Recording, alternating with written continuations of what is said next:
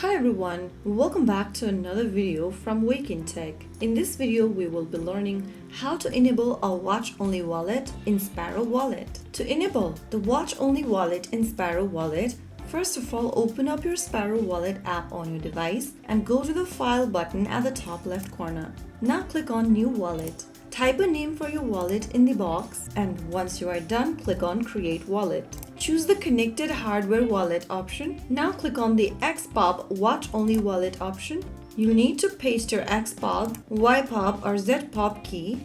You can export this public key from your hardware wallet or another wallet app. Simply write it down over here, and once done, click on Apply. Now add a password for your wallet. Create a strong password. Re-enter the password once again in the next field and click on Set Password. Now you have successfully created a watch-only wallet. The watch-only wallet lets you monitor balances and transactions.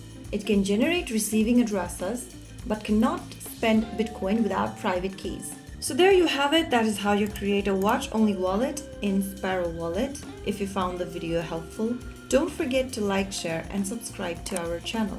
I will see you again in the next video. Stay tuned and thanks for watching.